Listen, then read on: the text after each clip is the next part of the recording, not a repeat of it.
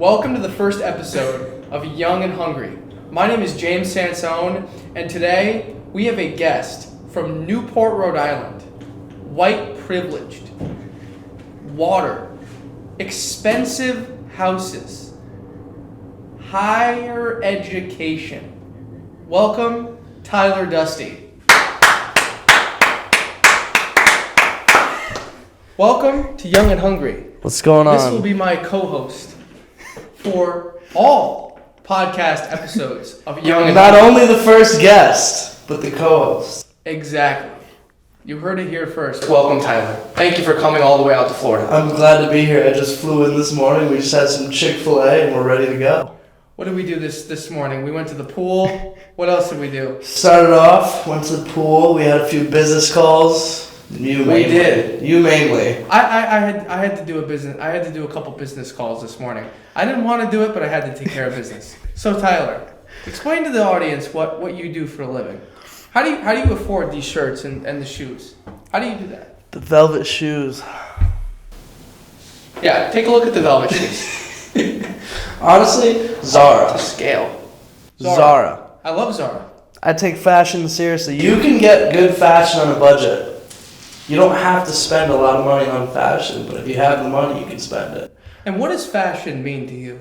What does fashion mean to me? Because I know my style is a lot different than your style. If you can't tell. I'm the Tommy Bahama king. Anybody walks into a Tommy Bahama with me, the whole store, it looks like Elvis Presley just walked in. Recently, I'm into formal wear, so I'm in college right now. I go to Salve. You previously went to Salve. I did go to Salve. Then you dropped out. I am a dropout, college dropout. I dropped out as technically a senior. I was done. So fashion for me is right now more so like textures, satin, velvet, like silk. Like I like nice textures. I wear suits every day to class. I'm that guy. Suits. Woo. How do you afford this expensive clothing and the watch? Not only clothing, but accessories as well. By working very, very hard. It all started in the restaurant industry for me. I mean, I was 15, 16, busing for 100-hour weeks in the summer. Breakfast, lunch, dinner, 7 days a week. Just working my ass off, and I just realized I don't want to do that for the rest of my life. It all started with a clothing brand my junior year of high school. What was it called? Impaired. And then we switched Impaired. And then we switched it to For All Humans because people kept mixing up the message of impaired. They thought we meant like smoke weed, do this, like get messed up every single day, but that's just not the message. Our message was our view on the world is impaired, like we don't care who you are or what you do. Our vision is impaired. We don't see that, you know. I don't know, but nobody took that the right way, so we changed it to For All Humans. And how did the clothing brand work for you? It was a great learning experience. We dealt with, I did it with two of my buddies, Aiden and my buddy Anthony at the time. We learned how to deal with manufacturers. We had a manufacturer. We had to get bulk orders. We learned how to market and sell. We had graphic designers. We had a whole team full of artists who would draw it, and then we had the graphic designers that would turn it into like a digital sketch.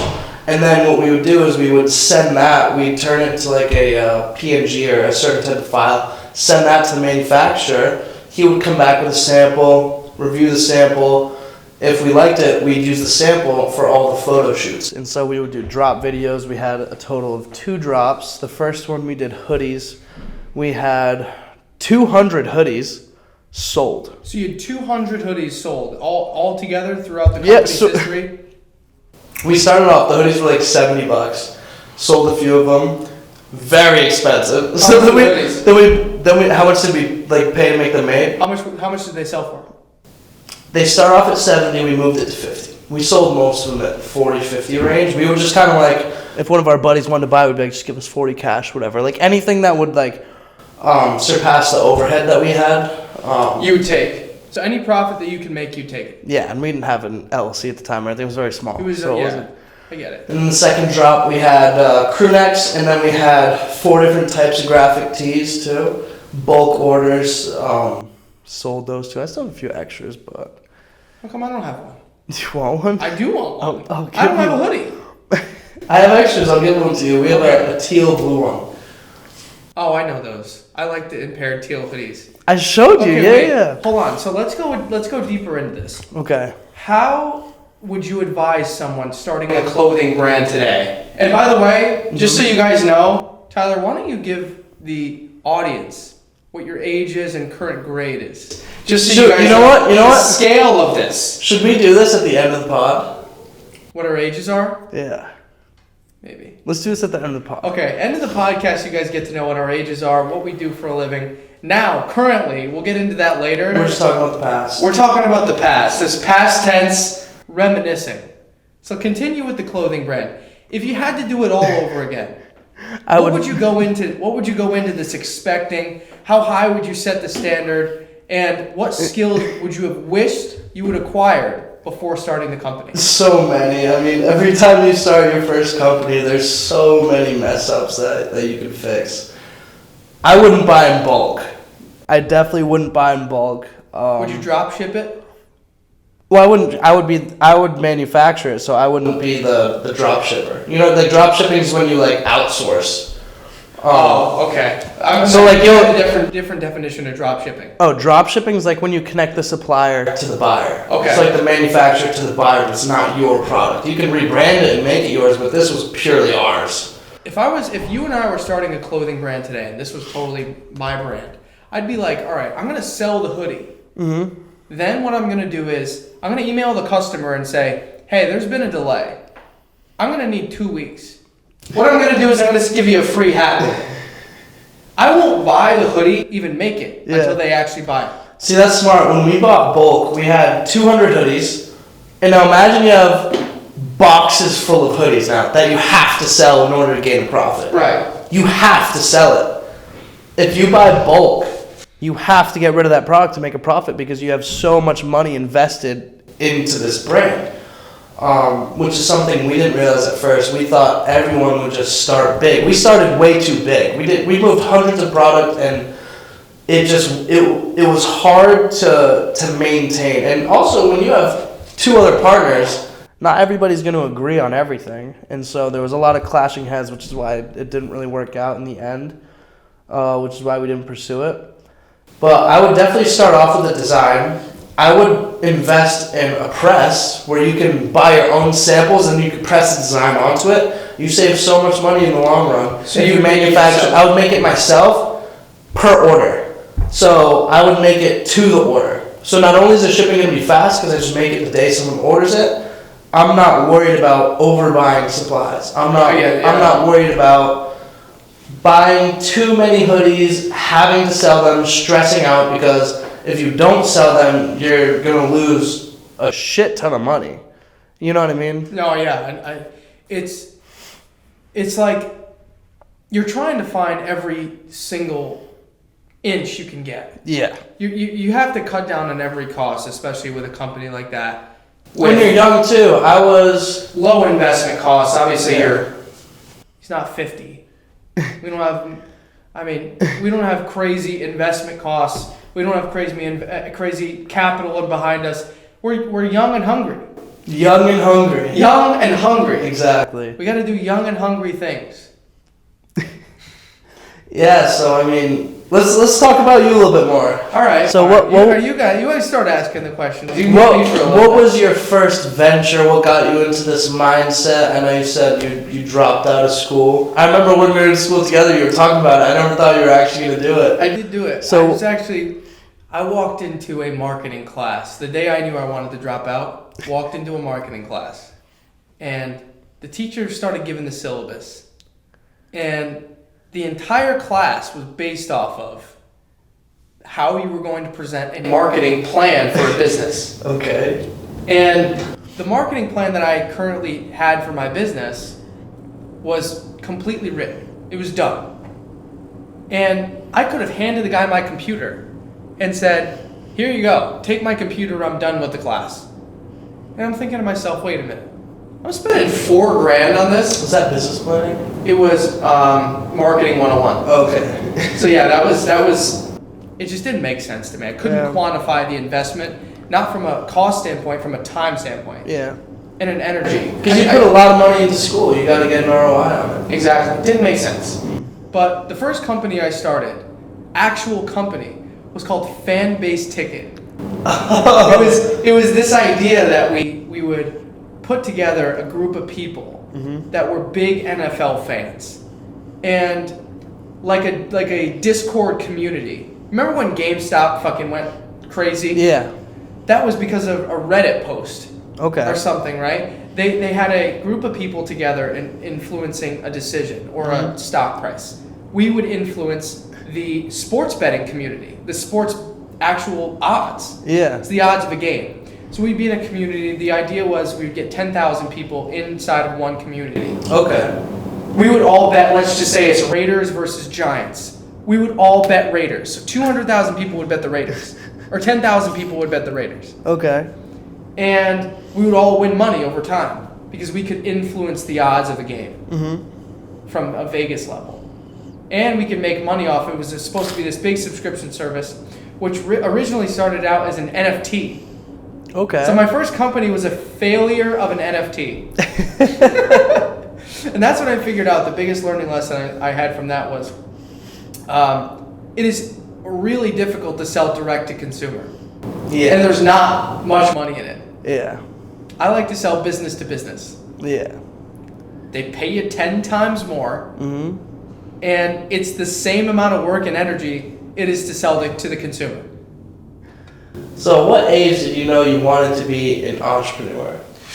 Because that's always, what I've noticed, especially in younger people, is there's always an event or something that took place or happened where your whole mindset would shift. You would go in one direction and then something would happen and you would just completely change to the next. Almost like extreme, because everybody who goes into that entrepreneurship mindset, they almost just becoming like extreme, just work hard, head down, grind. So that's a great question. That's how I was in football. That mindset, I played high school and college football. 2 levels. High level Division 3. I was not Division 1. I was not big enough. The moment I realized I wasn't good enough or I wasn't tall enough or big enough to play in the NFL, I can't give you a specific point of when that was. Yeah. But when I realized that, I was like, okay, there's no feeling I'm gonna get in the marketplace as an employee. The same feeling I'm gonna get on the football field, like that feeling of you were a running back, of spiking the ball after you score a touchdown. Yeah. There's no feeling like that. The glory. Exactly, except in entrepreneurship succession. Yeah. You have to build your own business. For me, I would think I would kill myself if I was an employee. I think I actually would, I'm not kidding. So would you rather, I've seen this question bounce around, would you rather make $100,000 a year employed or $50,000 a year self-employed? Self-employed, no question. Here's why. Let's unpack that. I'm gonna unpack this whole thing for you. Let's take the $100,000 employee. Let's take a C-level marketing executive. Okay. At a food chain. A medium to small level food chain. That executive's gonna make $100,000 a year. Where are the taxes on that? Yeah. What's the tax rate in let's just say Pennsylvania? Let's just say you have a marketing executive in Pennsylvania. They're going to get taxed at 37%. You're already 37%, 37 grand knocked off the 100. Yeah. I go to Whole Foods once a week and I'm broke. For entrepreneurs, the reason I would make 50 is I want to control my own income. I want to control my own tax bill. And I also want to control my own spending. Your own time too, because you're on your own clock. 100%. If I'm somebody who's an entrepreneur, and I know you know this as well. I hate being told you need to be here at this time, at this place, and bringing this. I can't stand that. Yeah. How do you feel about that? I agree. I mean, I still do a few part-time things. Like I bartend part-time on the weekends just for some extra cash. Because when you are younger, you do need that extra income to fuel your other side ventures until they kind of pick up a little bit. And sometimes you just walk in and you've got somebody who's, no knock on restaurant managers, but you'll have a 40, 50-year-old manager. They were stuck in the system their whole life and they're just commanding you to do things where logically they just make no sense a lot of the times. And a lot of the times these people just want to have some sort of power over someone.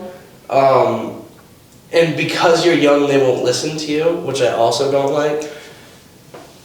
Let's get into that in a minute. Yeah. Okay. What is the deal with that? If we want to talk about racism and ageism and feminism and masculinism, dude, what is with the ageism in the business community, in the marketplace? Ageism. If you walk into a place and you're not 40 years old, it is completely like, get out of here. What the hell are you talking about? I mean, if you break it down, age does come with, majority of the time, the older you are, the more experienced you've been. Like, imagine us when we're 40, how much we'll know. We'll look at us now and we'll be like, you're stupid. You guys are dumb. We are dumb. Yeah, we are dumb. Dumb people. We're young, you know what I mean? There's so much to learn. So I think age is a factor, but I don't think you should completely dismiss somebody's ideas because they're younger. I think some younger people have some brilliant ideas. That's the peak creativity. When you're in your 20s, 30s, like that's when you're as creative as you possibly can be. The old people don't have the ideas. We have the ideas. Yeah, you know what I mean? And so it's maybe we need certain help expanding on those ideas and turning it into real life. So let me ask you this.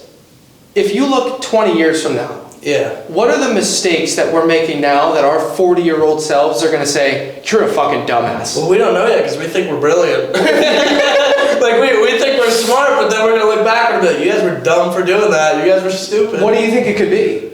What could it be? Oh, God.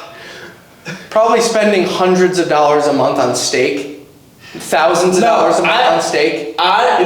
Do you know what my problem is? What? If I spend a ton of money one month, let's say my bill is like $4,000 or like $5,000. Which it is. It is. Every month. But like my first thought isn't, I need to save money. It's, I need to make more money. You know what I mean? That's the difference. That is a huge mindset not a lot of people have. It's not, oh, I need to save money. Because your money is going to lose value. You've got inflation, like your money loses value over time regardless. And if you're not putting it into any investment portfolios that you have, or if you're not putting it into anything where it would grow, it's just sitting there. And the most precious thing is time. If I'm on this earth, I could die tomorrow, but I'm going to die with an A5 Wagyu steak in my mouth. I want to die with like $6 in my pocket. Seriously. I'm not kidding. I want to die with $6. When I have kids, you know what? I'm rich. You're not rich. I love that quote. You gotta work By for your Shaq, money. I love that quote. Dude, okay, so let's go over the biggest mistakes people make in, let's just say, in their 20s when it comes to finances. Okay. The number one mistake, I think, you made a great point, is people in their 20s are saving money for a rainy day. They're saving money for something that's ultimately never going to happen. Yeah. Like, for example, somebody that invests $30 in a stock. You just did that today. What the fuck? Why would you do that? You know what? I'm 5% up. But I made $1.50 or whatever it is. All right, look. The $35, if you have actually, I know he doesn't have $35. He has way more than that. So I don't even know why he's doing that. But I just wanted to tell, I clicked 4 random stocks. I was like, I'm investing in this, and that, and I'm going to win. And I'm up. $1.20. Let's go. Okay, look. The $35, if you actually have $35, you're broke anyway. Yeah. Just spend the $35. It'll make you want to work more. Okay. Now the problem with a lot of people is that they get themselves into credit card debt young. That's the big one. There's healthy debt and there's not healthy debt. Credit card debt is not healthy. Do not spend what you don't spend money, but don't spend what you don't have. Unless, let's say, you're investing in a real estate property, take on all the debt because it will make you money, it'll get you cash flow. But when you have credit card debt, all you're doing is buying liabilities and paying interest on that. So let's say you buy a $1,000 coat you can't afford, right? Let's say somebody can't afford a $1,000 coat. You buy that coat, but you can't afford it, so you can't pay it off at the end of the month. So now that $1,000 coat is going to gain interest. So now you're paying $1,100 maybe on that coat. Yeah. over time, or 1,000. You're paying more money, which I don't like interest. I don't see the point in interest. I won't pay it unless it makes me money. Another big one. People don't even understand the difference between an asset and a liability. They don't. They think their house is an asset. Think about that. Yeah. They think their personal house is an asset. Your personal house is a liability. However, you can have a house be an asset. Yes. But your personal house is a liability. When we're saying houses are a liability, we're not talking about commercial real estate, residential real estate that you're renting out. We're talking about a house you're living in, that you are putting money into. What's the difference between an asset and a liability? I mean, that's a good question. If you look on paper, a liability is what you'll owe to someone, right? So, for example... Or something. Or something, yeah. A car is not a liability. It's the money that you owe to the bank that makes it a liability, because if you can't pay it, they can seize your car and take it. However, if you use that car, rent it out via Turo or something like that, where it can make you money, it's an asset and it's paying itself off. But the debt is the liability. But again, there's healthy debt and there's not healthy debt. So essentially, what we're saying is money in is an asset. Money out is a liability. Mm-hmm. Anything that produces money, that puts money in your pocket, is an asset. Mm-hmm. Anything that takes money out is a liability. But then it gets tricky because you have depreciating assets. Yep. For example, even your car, let's say it was your personal and you paid cash for it, you own it, right? It's going to lose value over time. Unless you get a collectible car or something like that, it's going to lose value over time. However, you own it. You could sell it at any point and get cash for it. So it's not a liability, it's a depreciating asset. A lot of people confuse depreciating asset with liability. A liability is if you don't own the car yet, you still owe the bank money, because then they can seize your asset. So when is it acceptable to use leverage or debt? I like to use the word leverage. I don't like the word debt. If I'm using debt, I'm referring to someone that is actually going into credit card debt. Yeah. Leverage, however, is if I say to the bank, look, I need $300,000 to buy this real estate property and it's going to produce this for me a month. That's leverage to me. I can leverage a real hard asset to get the bank to give me money. Yeah. Do you know that's leverage. Do you know what's crazy? Talk about giving people money. How come the government will give you hundreds of thousands? I know what you're going to say. To go to university, right? But they won't give you any money to start a business. Imagine if they gave whatever it costs. Let's say like the school we go to, we got a lot of merit. We didn't pay the whole thing. $65K a year. It costs to go there, right? 65, 130, $260,000 in 4 years. If you get your master's, it's even more if you have to pay the full thing. You will completely get that taken care of, but you'll be in debt until you're 30, 40, 50, because once you graduate, you won't be able to get, maybe you can get a job, that's good, maybe you can't. It all depends, but the number one asset of the U.S. government is student loan debt. Student loan debt. How the hell does that make sense? You pay interest on going to school. They're basically saying, we're going to put you on a recurring service for the next 30 years of your life. And you're going to give a portion of your paycheck to us every single month. Yeah.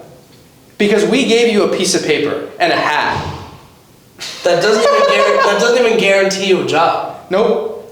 So you know what? Imagine if, let's say, they offered a second option where they would give you that, what was it, 460 grand, where they would give you 460 grand to start a business. How many people do you think would choose that? Granted, if you want to be a doctor, mechanic, lawyer, anything. So this is a great question. Education. This is a great question. Mm-hmm. I think it is really well phrased as this. If we're all starting from zero, okay, this is how you make the decision. You rationalize in your brain that college is just this fallacy. Look, if we're all starting from zero, we're starting at the start point of a racetrack, and we're all trying to get to $1 million. And we have, let's just say, 500,000. They give us 500,000. So we need to make 500,000 to get to $1 million. How many people are going to spend 500 grand on college? Yeah. Where are they going to put it, Tyler? Yeah. Are they going to put it in real estate, maybe a business? Which has a higher ROI? College, real estate, or let's just say a McDonald's franchise or a Planet Fitness? True. Now, I'm going to play devil's advocate. Please. I agree. I'm going to play devil's advocate. These are some of the arguments that I've heard when I would talk about this sort of stuff, right? First off, this does not include, again, lawyers, doctors, Excluding engineers. trade, lawyer, doctor, engineer, and Because what those else? things you need further education. You need that in order to get the job. You don't want a doctor who went to school for 2 years and they're going to do open heart surgery on you and they don't even know Except where your lawyer. your anatomy is. You know what I mean? You don't want a doctor like that. You want a doctor who goes to school and knows their stuff. Like you need to go to college for those things. But let's say you're in a situation that most Americans are, most people in general.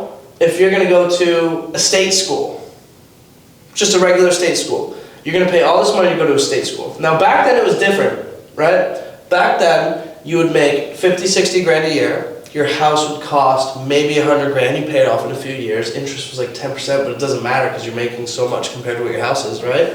Inflation has caused these house prices to go up, housing prices to go up, but salary is stagnant. Salary's staying the same. And so people nowadays, on average, are making 50, 60 grand still, but the houses cost 500,000, 600,000. The interest rate might be lower, but it's going to take 30 years of a fixed rate mortgage to pay it off. That's exactly what they want. You don't think it's designed like that? Yeah, it's true. The math is perfect. They don't do things by accident. Yeah. If you're in debt, they know you're in debt. Yeah. They know what percent of the population Yeah. is in debt and how much they're in debt. Yeah. You don't think that affects the interest rates? It's true.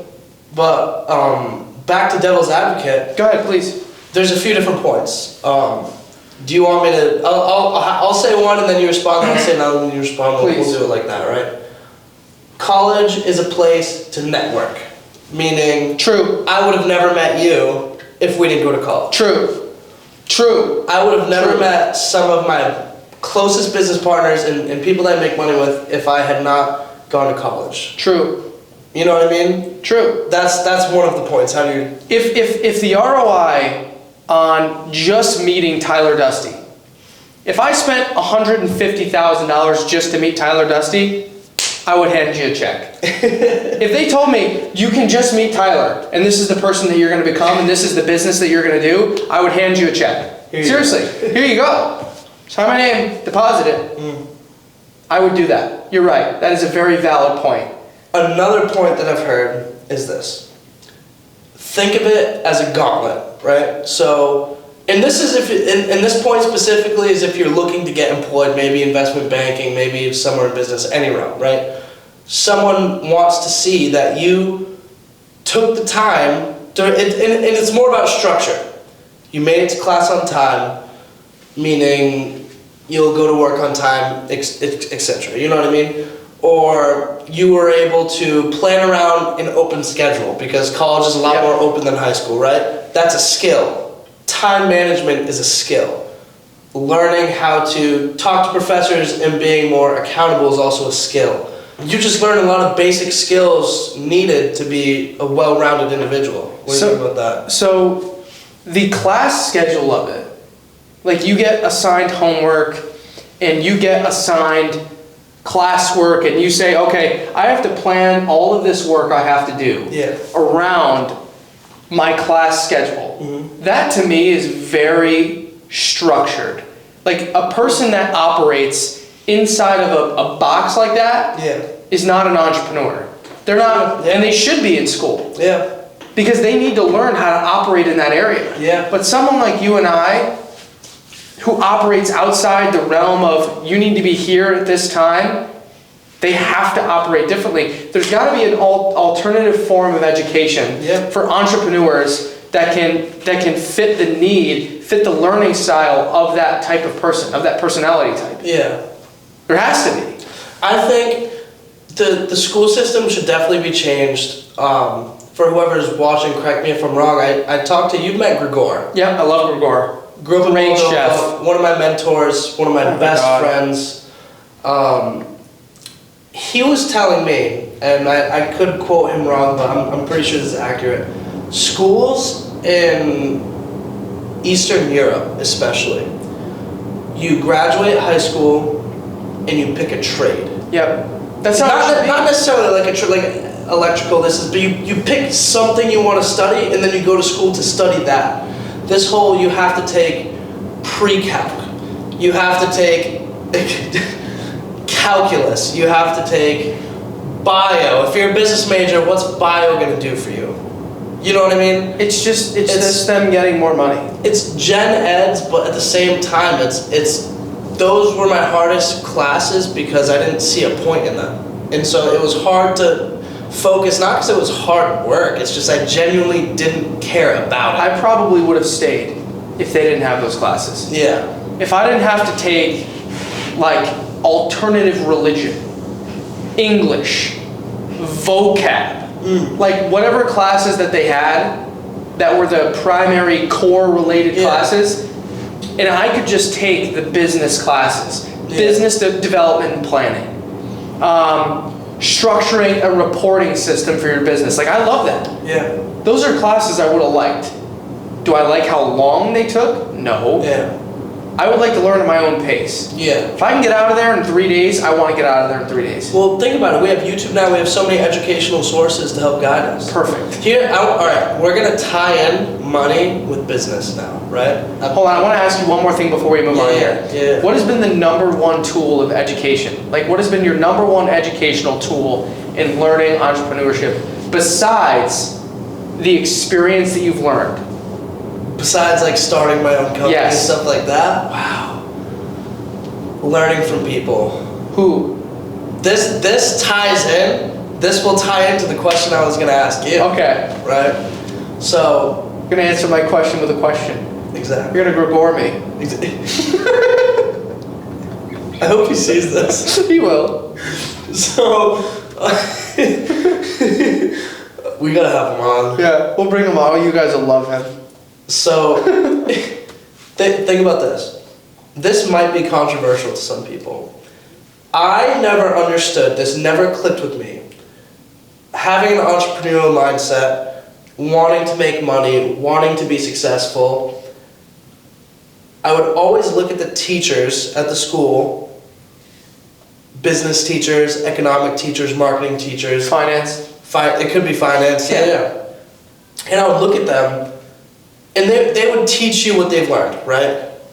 When I was at this job, I did this. When I was at this job, I did this. But here's where it gets controversial, and it's not all about money, but I don't want to take advice, and this may seem ignorant. It's hard for me to take advice from somebody who's not doing what I currently want to do. I'm learning how to start a business from somebody who's driving a Toyota Corolla. No knock on Toyota Corolla. It's not about the money, and I want to back you up on this point because he's right. It's not about the money. It's what the money represents. Yeah. It's about what the money represents in a successful business and person that's been successful in life. Again, depending on what you want to do. If you want a Toyota Corolla or you want to live a simple life, that's completely normal. I don't know anyone. I want to be in a helicopter and a Lamborghini, so I want to learn from somebody driving a Lamborghini. I'm not interested in driving a Toyota Corolla. So for me, it's always been difficult, and it's been a struggle in school learning from people who aren't pursuing what I want to pursue because they can't give me the advice that I actually need to do what I want to do. Therefore, I would feel not lazy in that class. Because I'm paying for that school, I'm obviously going to try my best, you know? But I've found it harder to pay attention when I'll go to my other mentors who are driving those cars, who are doing these things, or are flying wherever they want to fly, or go on these luxurious vacations, or living the life that I want to live, and the advice that both of them give me are completely different. There was one, and I agree with you 100%. There was one exception that I've ever experienced. One exception. There was one teacher I had. His name was Brad Treat. Okay. Brad Treat was Treat or treat? like a dog treat. Yeah, okay. Brad Treat. He was a consultant in the state of New York. So the state of New York hired him as a contractor to go into startup companies. Yeah. And say, okay, you should start this company or you should not start this company. Yeah. And he also went in there and said, he was like the Gordon Ramsay of entrepreneurship and small business for the state of New York. And he sold his business. He created a communication platform for people with hearing and seeing disabilities. Okay. Visual disabilities and hearing disabilities. Auditory, that's the right word. So he sold his company for $50 million. Wow. Yeah, beast. Just loves to teach. He came back and he was like, you know what? I just want to provide value to the next generation. Yeah. He doesn't want to gatekeep his information. Nope. I want to provide value and I want to give to these people. Yeah. And he gave you the hard, honest truth. He was like, look, you're not going to be successful if you don't have these skills. You don't know how to sell. You don't know how to negotiate. You don't know how to close people. You don't know how to market. And you don't know how to build a product on the back end. Yeah. Then you're not going to be successful. I agree, because listen, talent is important. Some people are born with it, some people aren't. Hard work will beat talent every single time. But if you're talented and you put the hard work in, what I've noticed is a lot of people that have an extreme amount of talent get lazy, because at a young age it brings them so far, but then they get comfortable. You know what I mean? I think it's comfortable, but I think they just get burnt out because they have the wrong why. Yeah. Like, we're not doing it for the money. We're not doing it for the cars. We're not doing it for the girls. We're not doing it for the nice house. Yeah. And that's my next question. What are you doing this for? I want to retire my parents. They've given so much to me. They've given me my whole life. I've had my dad as my mentor. Love him and my mom more than anything in this world, and my brother, and I'm doing this all for them.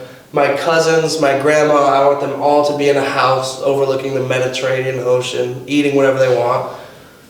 Private chefs, private this, private that. I'm doing it because I want to travel the world, eat good food, experience different cultures. I want to do it so I don't, it's not about the money. It's about not having to worry about money. Freedom. It's not about, oh, I want to buy this car, I want to buy this, I want to buy that. I don't have to worry about rent. You don't have that stress. I don't have to worry about the next meal I'm going to have. Because I can get whatever. 80% of Americans live paycheck to paycheck. Yeah. Think about that.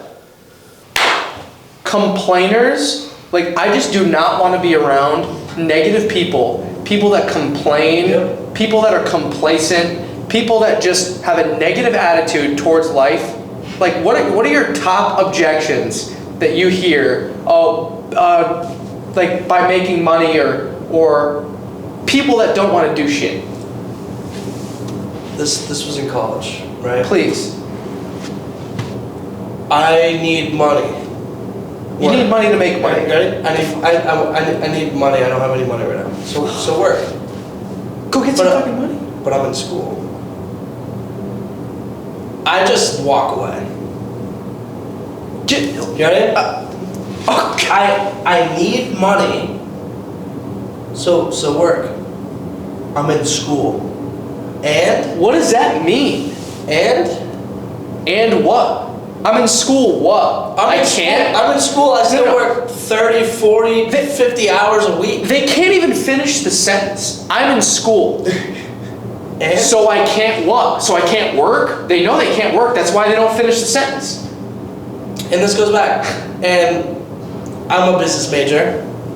Easiest major by far.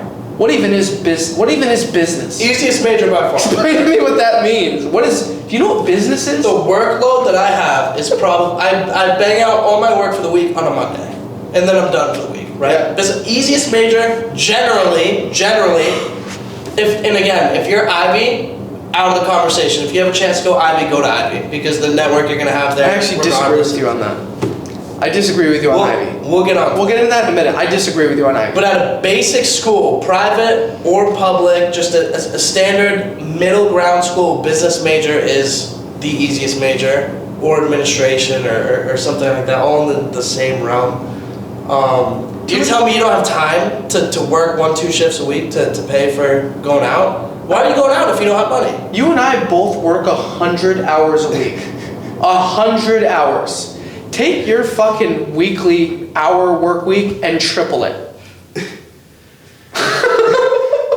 Take your full-time job and more than double it. Yep. Times it by 2.5x. That's wild. It is eat, sleep, work. I'm going to pay the price now so I can pay any price later. Yeah. All right, so you disagree. I disagree with you on Ivy. Okay, why?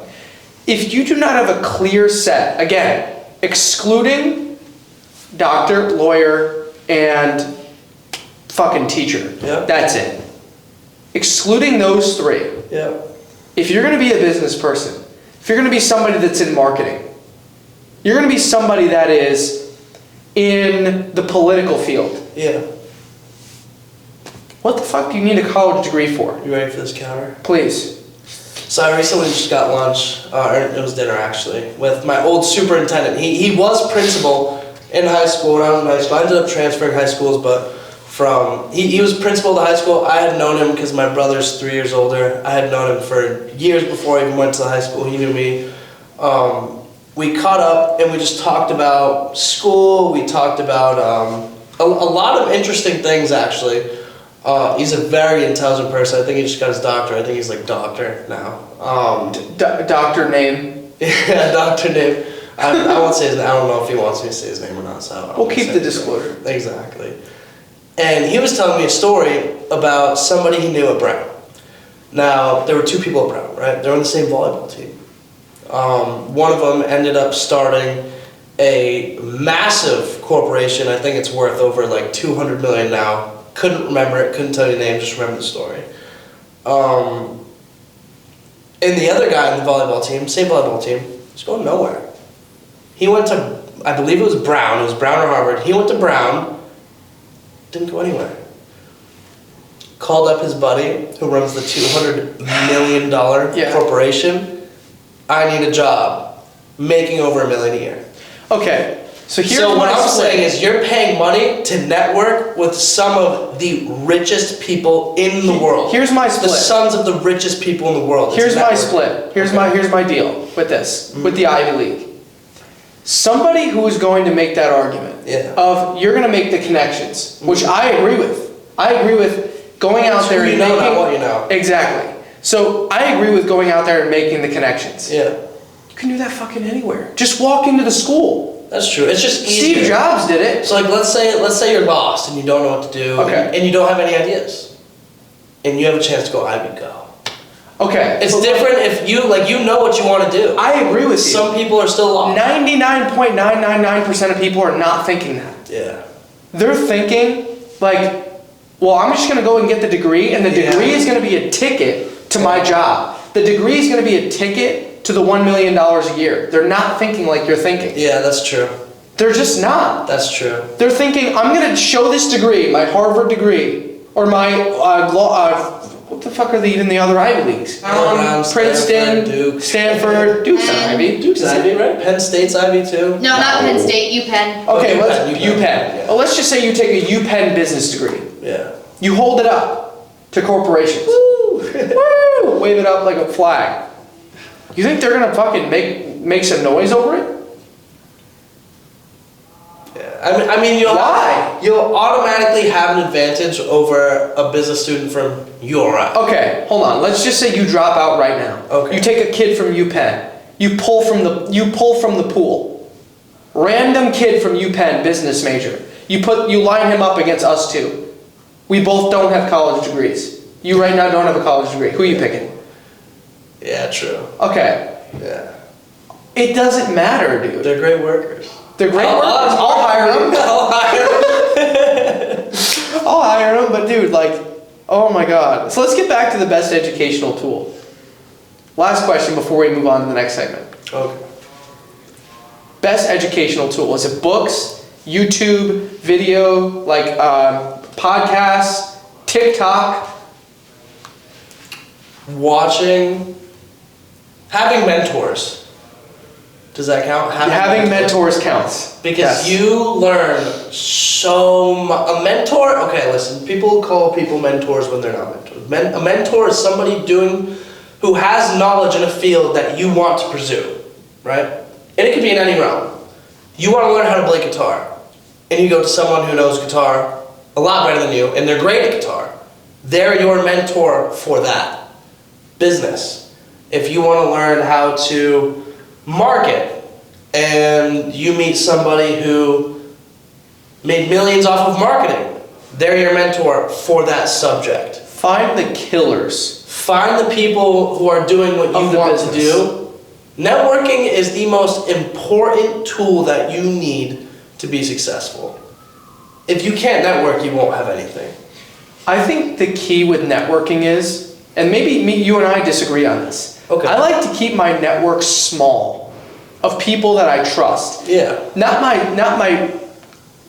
zone. Like Well, my there's zone. acquaintances, there's coworkers, there's this, there's that, but When no we're one referring about to is mentors, I like to keep my circle small just because I don't want too many voices spitting at me. Then I just don't end up doing anything. So I'm looking at this through a different lens. I agree. Mentors should be slim. Like again, you should have a mentor for things that you want to learn.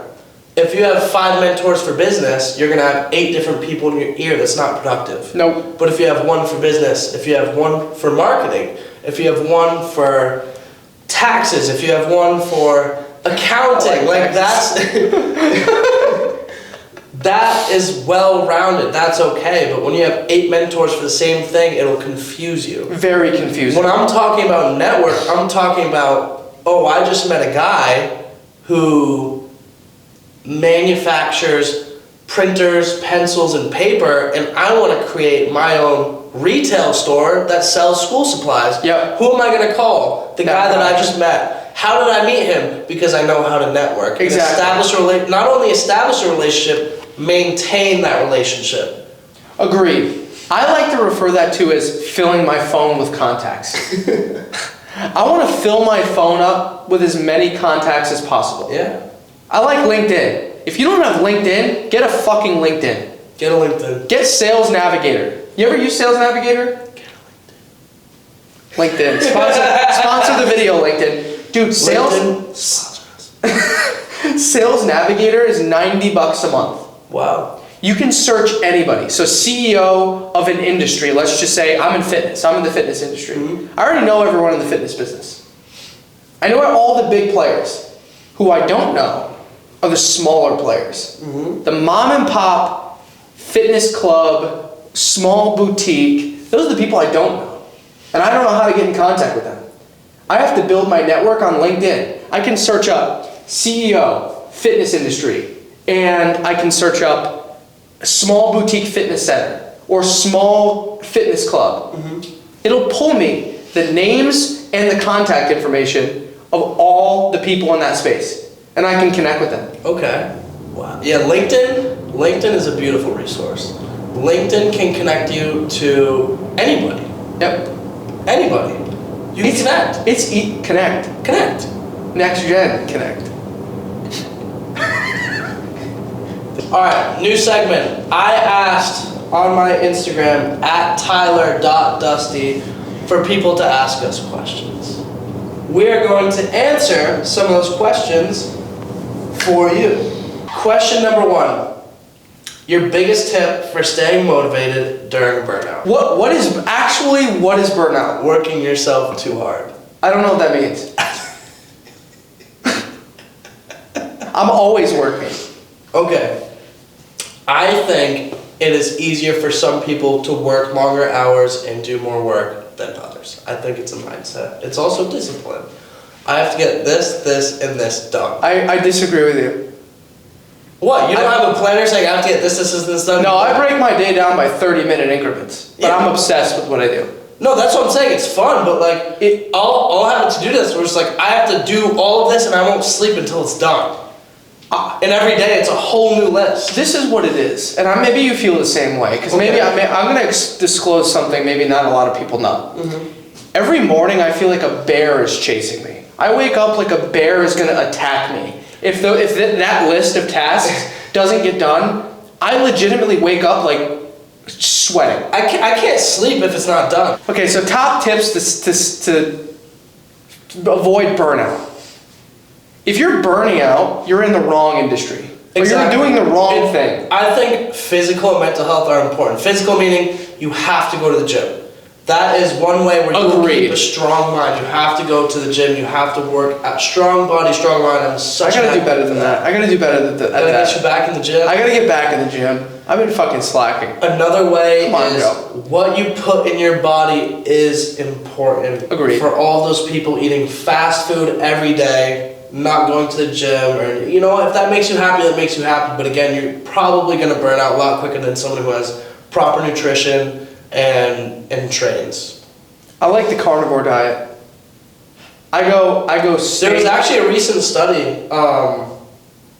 It was from the University of New Mexico, I believe, where they said high cholesterol is no longer directly correlated to heart disease. Deal. Meaning, and this was a breakthrough, correct me if I'm wrong, guys, this was a breakthrough because heart disease was always directly correlated with high cholesterol. So somebody said, oh, I have high cholesterol, I might get heart disease. Meat will give you higher cholesterol. However, people with higher cholesterol tend to live longer.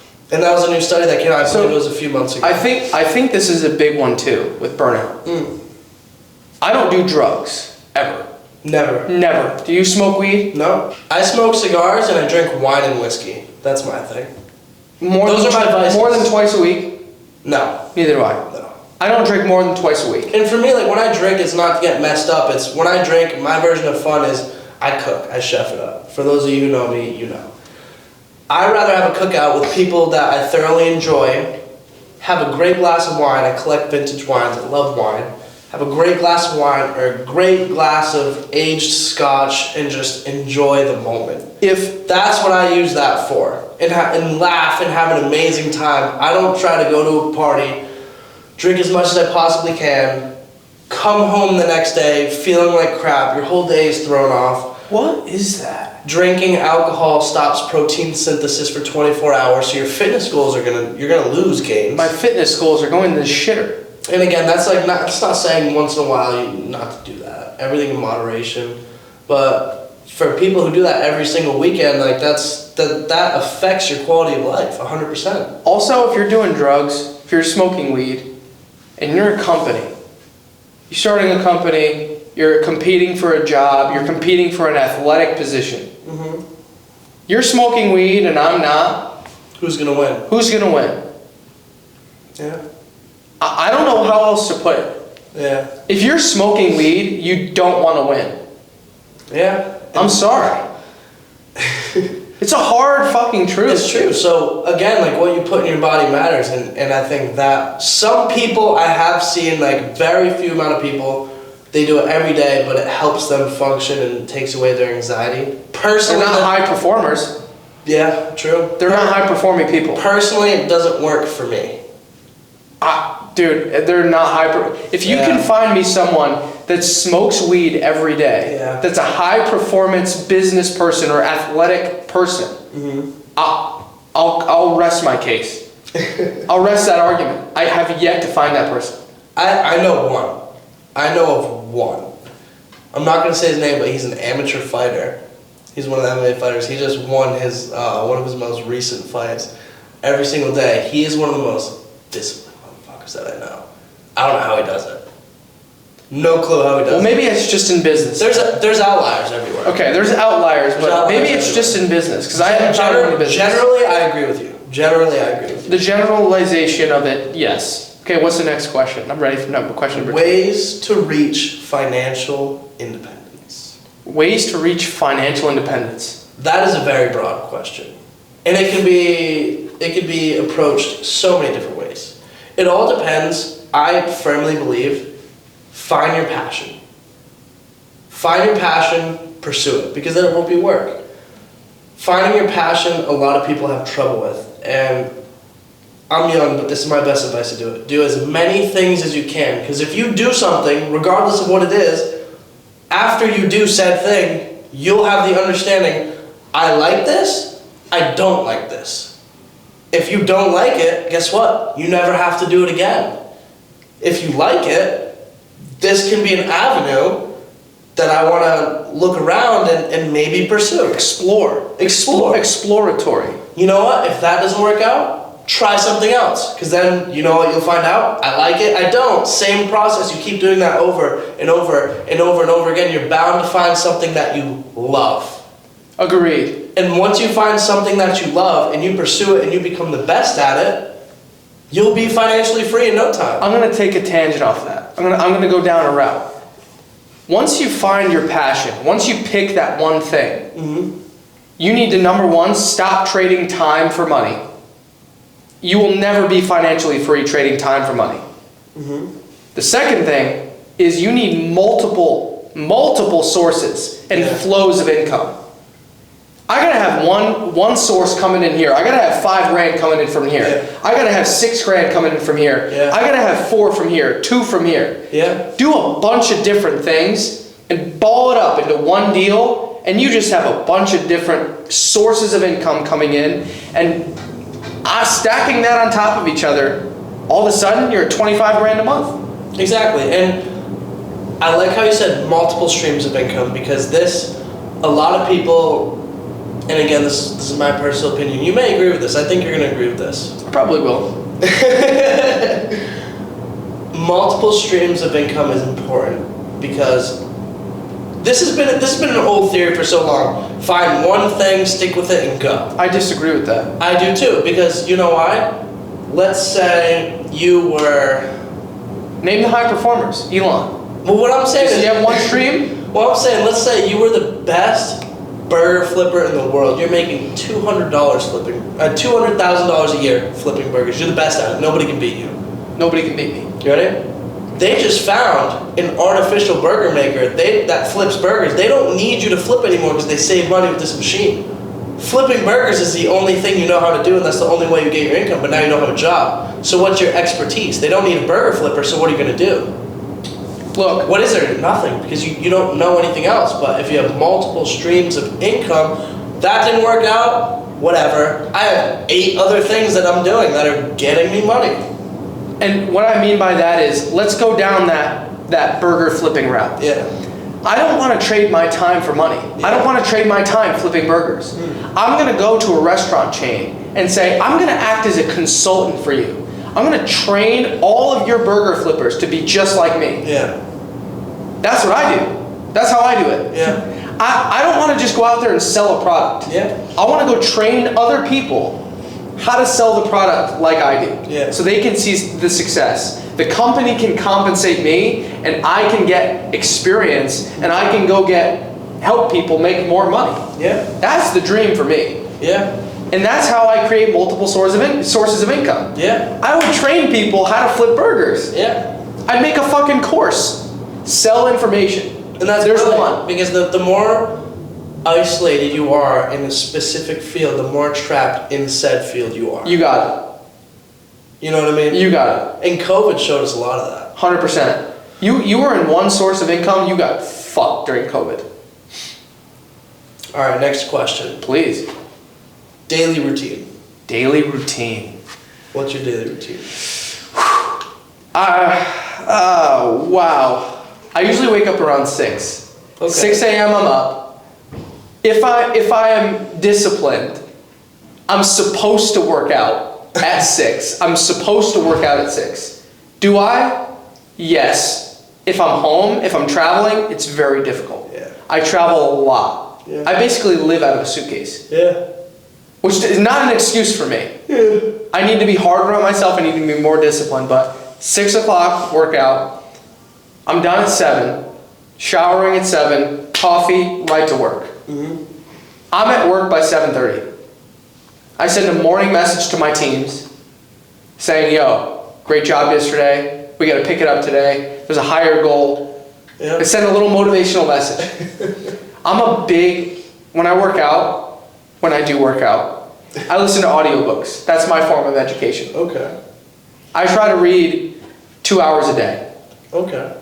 I'm really strict with that.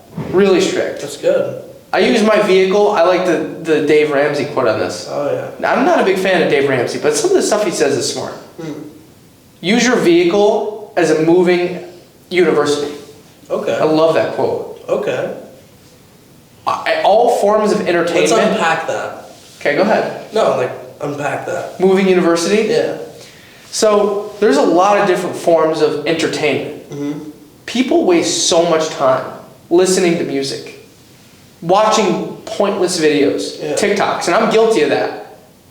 I would argue my TikTok is an educational platform. Well, I would argue that. Anyone that wants to sit at a table and argue that with me, I'll argue that.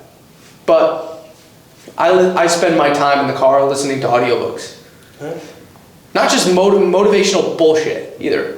yeah, because a lot of that motivational stuff really is just bullshit. Like, It is bullshit. I like to say, same shit, different toilet.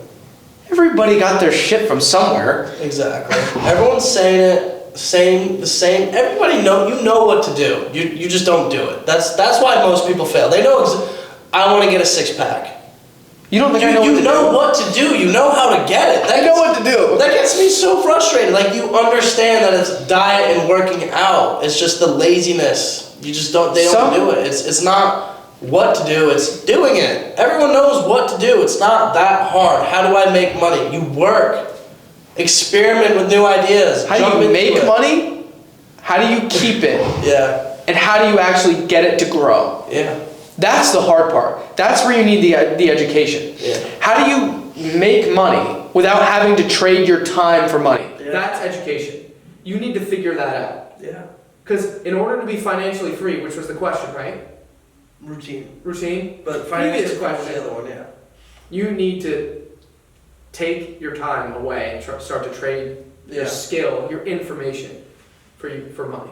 But Yeah. back to the daily routine. What's your daily routine? My daily routine is usually pretty rigorous. I wake up 5:30 every morning. Gym by 6. I work out 7 days a week, usually 30, 40 minutes. I don't go, huh? I gotta get on that. Because I I gotta go, get on that. I don't go heavyweight because I don't want to affect my joints in the future. I'm pure muscle. I weigh 195 pounds. I don't need to gain mass, so I'm not going to lift heavy. No, 200 pounds is heavy. I'm going to lift medium weight. I'm going to go 30, 40 minutes so my muscles can rest that day, allowing me to work out 7 days a week because I'm not there for 3 hours, and it gives me more time in my day. For me, it's not even going to the gym 7 days a week. It's stepping in the gym. It's not even having a crazy workout. It's having the discipline to wake up at 5:30, which I don't want to do. Just like everyone else, I want to sleep in. I want to sleep in. I want to get comfy in my blanket, cuddle with my dog. But I start the morning with something I don't want to do. Hold on, let's unpack the 5:30 for a minute. Mm-hmm. When you wake up at 5:30, Oh, I want to die. I know. I wanna It die. sucks. But you know what? After I force myself to go to the gym, because it's not an option for me, it's not a choice. After I force myself to go to the gym, after I'm done the gym, I feel amazing and I feel It ready does to feel go. great. I feel great. You know what? So when I get back from the gym around 6:45, 7, I'll be back home. I cook a meal. I love coffee. I'll have about a pot of coffee for myself. And I'll play. Caffeine is I love the quote from Tate on this. Caffeine is the drug from God. Well, you know what? I've tried caffeine and I've tried life without caffeine, and life without caffeine has absolutely no benefit at all. I agree. I That's think it not actually bad at all. hurts me. Yeah, and so I'll have a pot of coffee. I try not to drink coffee past 5 p.m. because then it affects my sleep. I Yeah. don't really sleep a lot anyway, but then it will affect Do you my have sleep. trouble sleeping? I sleep 5 hours a day probably. I try to hit more. I try hitting that 7 to 8 range. Yeah. When I actually found that if I sleep too much, I have a terrible day. 5 to 6 hours is ideal for me. That's when I have my most productive days. 6 to 7 is really in my range. But I want to go back to the 5:30. Okay. I want to ask you some questions about that 5:30. All right. When you get up, is there anyone else out? I want to talk about this. I hate Planet Fitness because I wake up at. You ready? I wake up. I can't stand them. I wake up at with me. Hold on. I wake up at 5:30 a.m. I don't want to see a soul in the gym. No knock on old people. They're all at the gym at 5:30. Every single one of them. I walk in They're going there. to bed at 5. That's what I'm saying. They're going to bed at. I get in there and I'm like, it's a full gym. I feel like I'm not doing anything. But no, 5:30. Yeah, I want to start the day off doing something I don't want to do. In reality, I do want to do it, but in that split second when I wake up, I want to go back to bed. It takes discipline to not. What do you tell that voice in your head that says, get back in bed? You're being a bitch. Stop being a pussy. Stop being a bitch. Why? What is going back to bed gonna do for you? I always take myself to zero. Like every day, I take myself to zero. I'm like, dude, you're nothing. Yeah, exactly. You're nothing. You haven't gotten anywhere. What the fuck have you done today? Yeah, and even though we've accomplished things in our lives, it feels like I've accomplished nothing because there's so much more that I want to accomplish. And I know a lot of people say it's never ending, but It's to a fault. yeah. For me. Honestly. It's to a fault. Like, I wake up and I'm like, I need to do this. Yeah.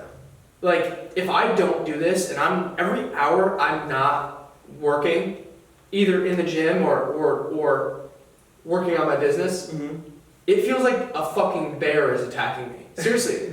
I'm gonna keep using that saying because it's true. It feels like it's like I'm running from it. And if I stop, it's gonna get me. Is that normal? Do you feel like that? Motivation with James. The bear is coming to get you. The bear is gonna eat you. Get out of bed. It feels like it's gonna get me. The bear is coming. Dude, I'm not kidding. That's what it feels like. I can't explain it any other way. Oh my god. Hey, true. Does it feel like that for you? Like, am I nuts? It certainly does feel some sort of way where I know I have to get things done, especially if it's an important day. When I get back from the gym, cook food, I'll usually make scrambled eggs with beef, I'll mix it with a bunch of other things, something healthy, some fruits, a lot of water, because caffeine will dehydrate you, give you headaches, so you need a lot of water. And I like to play mind games. I like to, in the morning, activate my mind as much as I can. I love chess. I play in leagues and tournaments. I genuinely love chess. And so I'll play for a few hours every morning. Sometimes I'll play with my dad. He hates it because I beat him. He wants to flip the board. He hates Dude, I hate losing. so I know your dad too. what he does, it's funny. So I have a grandmaster board Yeah. with metal pieces. One side's like a copper color, the other side's like a silver. And so what he'll do is he'll make a blunder, and I'll take his queen in the beginning. Fuck this! I'm colorblind. I can't see the difference between the pieces. Like that's why I put my queen there. I thought that was my piece. And he gets so mad. He's a sore loser. But no, he's. It's the one thing that I can actually beat him at. He will smoke me in everything, but chess. But you know what? He's gotten better. He's gotten so much better. There's some You gotta give times. him credit. There's some times where he almost got me. He almost got me. But Have you ever lost to him? once. One time, I just made a stupid blunder and it cost me the game. But we've played probably in total like 40, 50 times. And he got me once. But damn, not gonna let that happen again. No, can't let it happen again. So I play chess and it activates my mind because it's strategy. You try to put yourself in the best situation for you and the worst situation for your opponent. You want to make sure that you need good foresight. And so when you're activating your brain in that way, it programs you to not only have a good day every day, but it programs you early in the morning to sort of plan your day out and be more strategical on your approaches towards different things. And it really activates your mind in a certain way that I had never really experienced until I started doing that in my early morning routine. That's a great point. I think it's the same way in business. Yeah. You have to basically act like a grand master. Like a fucking master. Yeah. Really, you do. You have to think about like, when you make a decision to start a business, how is this going to affect my other businesses? Yeah. How is this going to drive traffic or hurt my business? Yeah. Hurt the brand, hurt my personal brand. Yeah. So let's go back into the motivational thing for a second, because I want to ask you a question. Is there something I do that's really weird? All right. This is going to be really controversial, but I did research this, Okay. and I saw that Michael Jordan did the same thing. Okay. He actually made up people in his head I know exactly what you're talking about. that told him that he couldn't do it. I do that all the time. I thought it was nuts. He would force himself before games, and this was from the documentary on Netflix, I think. He would force himself before games to like start beef with one of the opponents. That just never happened. Like he would force it in his head. Oh, he talked to my girl. He was trying to get with my girl. He hates me. He does this. He does. Even though it's not true. You know what I mean? He'll force that beef in his head, and he'll activate that and use that during the game. literally, I thought I was crazy. I took a test. I was like, it was like, what drives you? What drives you? What makes you do what you do? Yeah. There was like 4 or 5 categories. It was money, power, success, or madness. Okay. What do you think drives you? My parents. Freedom for your parents? So, my dad grew up difficult. So did my mom. She came from Puerto Rico to U.S. didn't speak English. My dad grew up in a single household. Didn't have a lot of like influence from parents. He had a very difficult life. I went to his college graduation, which is pretty cool. He did it later on. Started his companies, and he built a life for me and my brother. And I acknowledge that and I appreciate that more than anything. And so what drives me is it would be selfish of me to throw that away. It's my bloodline. He elevated our bloodline. I have to take it to the next level. It would be selfish of me to discourage what he did for the life that he gave me. Agreed. I think It would be selfish of me. And so what drives me is not only wanting to pursue a great bloodline and to make my last name known and to create a legacy. That's just what drives me, you know what I mean? Like that, it's just, I would feel selfish if I discouraged what he did to get me in the place that I am. It's really profound. I think I know how this show's going to go. He's going to be the sane, grounded one, and I'm going to be the crazy one. And we're going to complement each other really well. I want to wrap up with your point. Okay. With that legacy.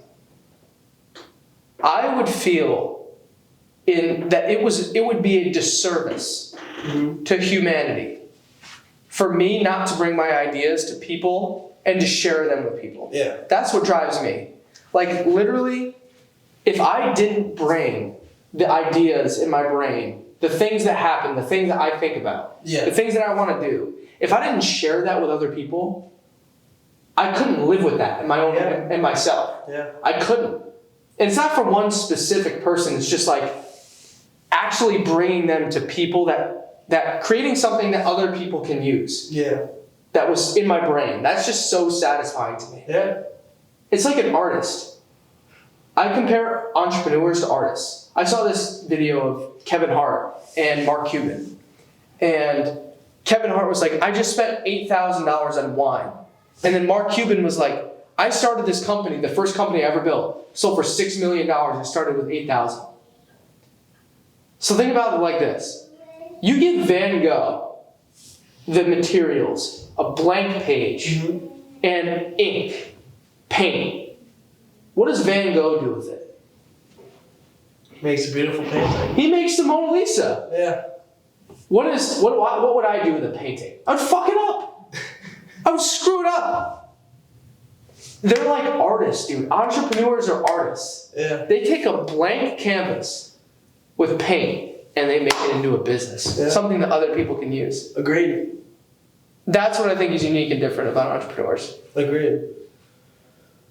Well, guys. What a talk. Yep. What a talk. What a talk.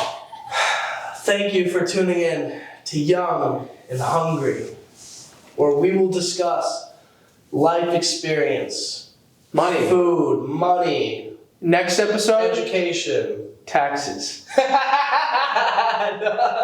Tune in. Comment, DM us at Tyler.Dusty on Instagram. Sansone Enterprises. If you have any comments, questions, concerns, fact checks, anything at all, please drop it down below so we can learn and we can grow from this. We want to give you guys exactly what you want to see. Exactly. Nothing more, nothing less. And listen, we're young. Oh, the name, the age drop. Oh, we'll end with the age drop. Nah. You got to tune into the next episode to find out. To find out how old we are, tune into the next episode. Comment your guesses of what the profession is. I'm in the fitness business. What am I in? I gave you what I do for Look science. at the bell. Show them the bell. The bell? I think we should end with a fit check. A fit check. A fit check. All right. Fit check. Explain to the check. audience what you're wearing. Velvet loafers. The lighting is bad. Oh, can you see now? Hang on. It's just like And with a the fit. light above. That's the problem. And with a fit All right, check. you ready? Yeah. Velvet loafers. We've got the satin slacks, the Versace belt. Comment what you think this is. You guys already know what this is. You know what it is. What's We on the got the wrist? watch. We got the diamond ring. We got the bracelet. It's a simple fit. It's nothing crazy. We got the Tommy Bahama bust I'm down. the king of Tommy Bahama. Tommy Bahama, if you want a sales pitch, if you want somebody to market your product like a human being, reach out to me. Actually, his name is Tommy Bahama. Look at this. Tommy Bahama That's shorts. he does go by Thomas Bahama. That's Thomas Bahama is his alter ego. Isn't that a restaurant? I don't know. Well, anyways, thank you guys for tuning in. We'll see you guys next We're week. hungry. We're going